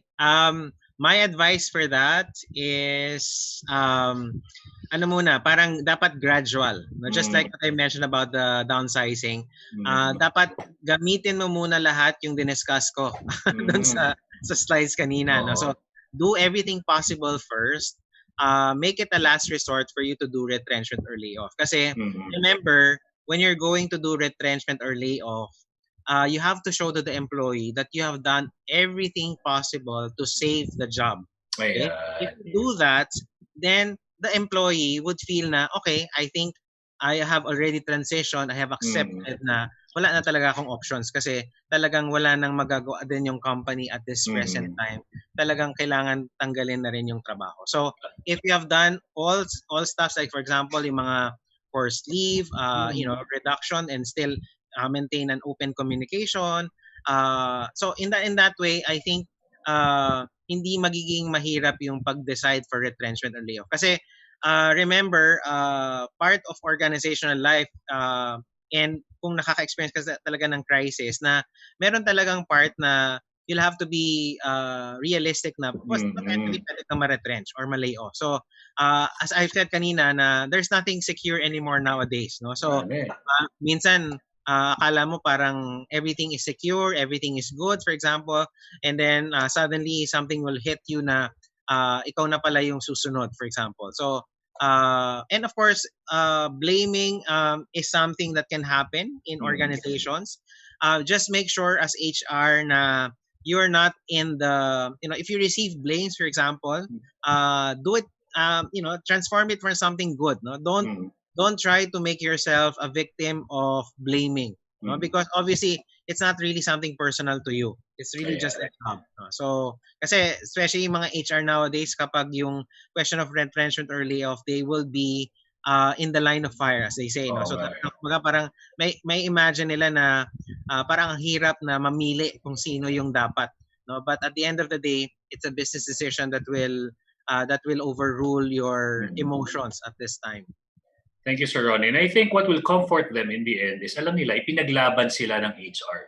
Yes. Na hanggang doon na lang talaga, pero for how many, say, weeks, ipinaglaban na manatili yung trabaho. So, okay na rin yun. Okay. Now, nagbabalik si Arlene Cerilla. Ma'am Arlene, asa na po kayo? Sana nandito pa kayo. Andyan pa ba, Sir Ronnie? Kumakaway pa ba? Parang wala na kumakaway. Wala na si Ma'am Arlene. So, Miss Irish, let us know. Sir Jeff, let us know kung andyan pa rin siya. Ha? But in the meantime, Arlene. Arlene. Are you Arlene here? Cerilla, andyan ba siya? Ayun. I think. Ayan na po. Ayan na daw. Ha? Ayan na. Okay. Sige. Suspense. Hello? Sige. Ayan. She's there. Nakaposisyon na siya. Ma'am Arlene, kumusta po? Yan, nagtatype si Miss Iris ngayon. Inaantay ko kung anong kalalabasan.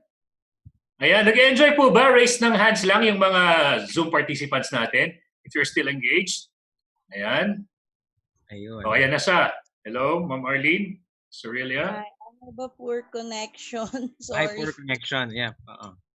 Okay Yes, lang go po. ahead. Nakita na namin ang kamay nyo. Ayan. I'm trying to type my questions for a while. O, naririnig ka na namin, Ma'am Arlene. Take your time. Ay, okay, wait. Sabi ni Miss Irish, move on na. Hindi, nandito ka. Tutuloy natin to, di ba, Ma'am Arlene? Yes. Wala na naman. Okay lang, ma'am. Itanong mo lang yan kahit di ka namin makita in the meantime. Question na lang. Question muna, ma'am. Ano ang tanong ni Ma'am Arlene? Naririnig po namin kayo. Okay. We are in a restaurant, so we are private sector. Most of our employees are asking after the ECQ if they will receive the hazard pay. But unfortunately, we are not entitled for that program, and it was lifted last April 13.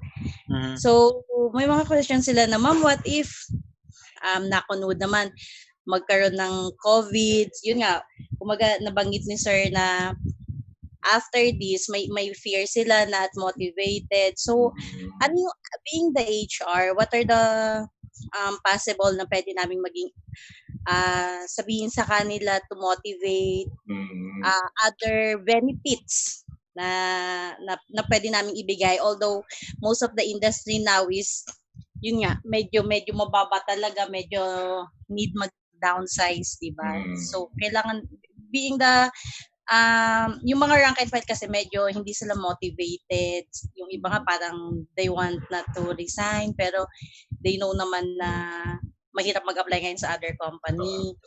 So, through that, ano yung mga possible ba na pwede namin ibigay, kahit maliit lang na pwedeng masabi namin sa owner namin? Parang gano'n. Okay. Maybe ang suggestion ko, the ones that I view na encounter ko with other companies, no, they can identify siguro yung mga review first yung statutory benefits, such as, let's say, 13th month. If there could be a portion of 13th month that you can provide to your employees, I think that could be an assistance to them, no. So given we're running 5 months already for the year, so probably for those people who have been you for a certain number of months, you can identify kung pwede nyo ibigay yung 13th month, because that's already running, no, yung 13th month, kasi ang requirement naman sa 13th month is 1 month of service, no, to the company. Yan. So plus siguro i-review nyo lahat yung mga benefits. For example, the other suggestion that I might have, if you have leave benefits, either yung service incentive leave, or if you have VL or SL, for example, that you're providing to your employees, I suggest that you convert it into cash. For example, kung kunwari may leave credit sila na 5, 6, for example, multiply that to their daily rate, for example, and give it out to them as an assistance, no? So at least in the form of cash, kinonvert mo yung kanilang leave. Yeah. So again, yun, you have 13th month, you have leave benefits, for example, and then siguro ang pwede nyo ring masabi sa kanila is that you can assist them for anything that they will process with SSS, PhilHealth, or even if they have already some with Pag-ibig, for example, no. So yun, yung mga loans, for example, or even kayo as a company, if you can, kung kaya nyo mag-provide ng, let's say, cash assistance or loan, for example, you can do so. Yun yung mga possible na pwede nyong identify para ma-motivate pa rin yung employee. Okay. Sir, last question. Ano po yung mga pwede namin gawin dun sa mga empleyado na, for example, after the ECQ kasi we're planning to start the operations. Yung mga staff na, yun nga, yung may takot pa rin sila na even if we announce na yun nga, pag na-lifted na yung ECQ, start na operations, pero ayaw nilang munang pumasok. Parang gano'n. So, di ba may dole, tayo ngayon na we can dismiss an employee during this pandemic crisis? Okay. Ang suggestion ko doon with regards to yung kung sino yung mga papasok, no? Because I think more than anything else, when you resume kasi, kailangan yung communication nyo doon sa employees has to be progressive. Ang ibig ko sabihin ng progressive, hindi lang pwedeng isang meeting, no? Tapos sasabihin, magbabalik na tayo, for example. So, baka kinakailangan nyo na kausapin din individually yung mga tao more than just having a group, no? Kasi nowadays, ang technique na dapat gamitin nyo is yung multiple communication channels. Ibig sabihin, hindi lang to dapat parang general meeting, for example, kasi extraordinary yung situation eh. Hindi naman to yung parang, parang status quo lang na magge-general meeting lang kayo because tumigil yung operations. It's really a difficult situation. So, kailangan ipakita nyo dun sa employee na meron kayong support na may bibigay sa kanila in that case, no? And siguro, to address yung fear, for example, if you can do some testing, no? Yun kasi ngayon ang nagiging trend for some companies to do some testing. So, either through the help of other organizations or kayo mismo, meron kayong sariling initiative to do testing for your employees. I think that's one of the measures para ma-address yung fear. Kasi, di ba, I think nowadays yun talaga naman yung biggest question na pag may katrabaho ka na, hindi mo alam kung meron ba siya or wala. That's why a test result is the best answer for addressing fear at this present time. Yeah, so if you can do, no? If not, then siguro play the role of an assuring mother or father or a kuya to the person, no? So that's the other way to do it, no? Aside from testing. Yeah. All right. Thank you so much. Thank you, Ma'am Arlene, and thank you, Sir Ronnie. Grabe, time flies so fast, Sir Ronnie. Alas 12 na. Alas 12 na. Kaya pa ba isang question na lang, Zoom live? Yeah. Sige, one more question. Tawagin natin Jane Daarol for our Zoom live question. The last question for the day. Ma'am Jane? Diyan po ba kayo? Ayan. Kumusta si Ma'am Jane? Grabe, Sir Ronnie, no? Ang bilis ng oras. Yeah. Kasi nga, yung pinresent mo sa amin, pang 8 oras yan. Pag one day. Shout out to Irish. Pwede tong one-day workshop. One-day workshops na sa mga companies. Ito, Jane Daarol, andyan pa po ba? And I'm sorry if you're not there, we cannot entertain any more questions. Wag na, sir. Ayan, so hindi na daw po. Anyway, thank you, Ma'am Jane, for raising your hand. I'm sorry we cannot put you through the Zoom live question anymore. Sir Ronnie. So everybody, let's give Sir Ronnie a big, big hand, everyone. Ayan. Sir Ronnie, last minute of our show is called The Takeaway. Ano yung, sa dami lang ibinigay mo sa amin na sobrang gandang kaisipan, ano yung gusto mong iuwi namin? Although, technically, nasa bahay naman talaga kami ngayon. Takeaway, yeah. Well, siguro ang last message ko lang for us is that ultimately, yung crisis that we're experiencing right now gave us the realization that we have a choice and we have the option to choose our mindsets, to choose what we will be doing for the next coming days, weeks, or years, for example. So ultimately, try to look at, I would say, yung growth mindset. No? Try to look at how you can grow despite the crisis that you have right now. I know that you will be experiencing problems and difficulties, but it's all part of your learning process and your growth, that better things will come after this crisis. So still be optimistic, still be positive. And siguro as a last word, I would say hang on. Hang on. Grabe. Ang ganda nung kantang yan, ha? That's hang on, di ba? Ni Gary V. Thank you, Sir Ronnie. Again, palakpakan natin ang napakahusay na HR expert. Looking forward, sir, to share the stage with you kapag bukas na lahat, ha? As in real stage. Hindi yung virtual stage. Virtual stage. Thank you, Sir Ronnie. Thank and you, as Sir Ronnie fades out of the screen, fades in, Ma'am Irish Malonda Samson. Ayan. Grabe, maraming salamat po. Ang daming nagpapalakpakan. Grabe, binabaha tayo, Miss Irish, ng message of gratitude. Yes, and thank you, Sir Ronnie, for sharing the best practices on HR planning. It is indeed very useful and timely, especially for our HR professionals out there. Kailangan na kailangan nila ito. So with that, thank you so much. A big hand for Sir Ronnie Turla. Grabe, di ba? Tatanungin mo ba ako? Sure, sirs. Go ahead. Ano itatanong mo sa akin? Of course, your takeaway. My takeaway. Grabe, ano? Ang gusto kong takeaway niya, di ba itong 8-hour seminar compressed into 1 hour? Sobrang dami nating naisubi, na-save. Ang pinaka gusto ko sinabi niya, throw it out the window. Kung marami tayong na-save ngayon, ang itatapon natin sa bintana, yung mga dating paniniwala. And let's start all over again. Let's reset everything. Yung sinabi niya, yung totoo dati, hindi na totoo ngayon. That's the best thing. I mean, I loved every slide. I loved every piece of data and information he shared. Pero yun yung pinakagusto ko. It is a glaring truth. Throw it out the window. Let's reset starting today. Amen. Amen to that, Sir Howell. And of course, we would like to thank you for moderating our session this morning. And also, I'll be seeing you later for our e-learning masterclass. Okay. Thank you, Sir Thanks, Howell. Osiris. Bye-bye. Wag mo nang alis. Okay. And for those of you, sabi nga ni Sir Ronnie, please hang on because I still have a lot of announcement to make for our upcoming online learning sessions. Okay. And we would like first to acknowledge our win-win partners who help us make this e-learning session possible. Thank you to our official media partner, Art Plus Magazine, Focus Media, Globaltronics, City Advertising Ventures, Outcome, Elevate Media.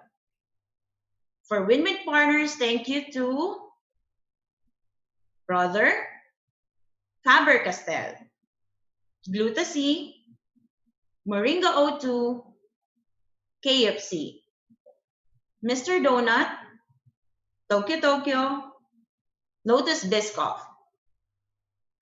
Boss Job. Thank you also to Sir Technology Inc., Finma Properties, Salary Jet, Ilawi Korea, Kitosan and Carpo Consulting. Thank you to Enchanted Kingdom, Disperse, Cosmotech Philippines Inc. And if you want to place your ads here, advertise your logo, your services, your company, please do reach us at marketing@ariva.com.ph. Again, it's marketing.ariva.com.ph. And don't forget to like us on Facebook. It's Ariva Academy Philippines Inc. Facebook page. Please scan this QR code and this will be directed to our Facebook page. And also, we are also posting the live stream of our e-learning sessions on our Facebook page. So don't forget to like us. If you want to watch the e-learning session that we just had with Mr. Ronnie Turla, of course, and the previous e-learning sessions, please do subscribe to our YouTube channel. It's Ariva Academy and Ariva Talks. Again, Ariva Academy and Ariva Talks YouTube channel. For our upcoming online learning sessions, please visit our website. It's www.ariva.com.ph. And we would like to again invite you on our HR Virtual Summit PH 2020 Bounce Back HR. So these are the series of our live webinar series for Upcross. And we have invited international and local subject matter experts to share with us their wisdom on HR field. We would like also to invite you on our e-learning masterclass. This will be later, 4 to 6 p.m. We will be having the Asia's Millennial Guru, Mr. Jonathan Yabut. He will be discussing online selling from home, how to use FB, IG, and LinkedIn for your business. So this is very timely, guys. Please do register. Another e-learning session, live webinar series for a cause. Don't waste a good crisis, how to thrive, not just survive during a global pandemic. This will be tomorrow. Join us tomorrow, May 8th. We have invited Mr. Roger Colliantes, an international guru, to talk about this. Don't forget, join us tomorrow. This will be on Monday, May 11. Data privacy concerns during a pandemic, protecting your personal data in time of COVID-19. And we have invited, of course, Attorney James Earl Chu, a lawyer and data privacy consultant, to talk about this. May 11, don't forget. Another e-learning session, Tuesday, May 12, 3 to 4:30 p.m. Dr. Ed Canela will be discussing COVID-19, Google, and you, boosting your productivity using Google tools. This is very useful, guys, so please do register. Another live webinar series for a cause, solutions-oriented leadership, how to survive and thrive during a crisis. We have invited a certified speaking professional of National Speakers Association, none other than Dr. Rick Goodman, to talk about this. Don't forget May 13, 10:30 to 11:30 a.m. Another e-learning session from Professor Ricky De Vera, Rethinking Customer Intimacy Strategies during the Pandemic, May 13, 3 to 4:30 p.m. Another e-learning masterclass from Mr. Jonathan Yabut, leading a work-from-home workforce, how to manage and develop remote teams. This is ideal for the managers, the executives out there. So please join us on May 14, Thursday, 4 to 6 p.m. Another live webinar series for a cause. We have invited Mr. Paul Larson, a global keynote speaker from United States. He will be discussing Find Your Voice of Resiliency so that you lead with confidence. Please join us May 15, 10:30 to 11:30 in the morning. And if you want to customize an e-learning session for your company, for your team, you want to invite Sir Ronnie Birla for a talk, please do reach us at 0916-695-4418 or email me at irish.arivaacademy@gmail.com.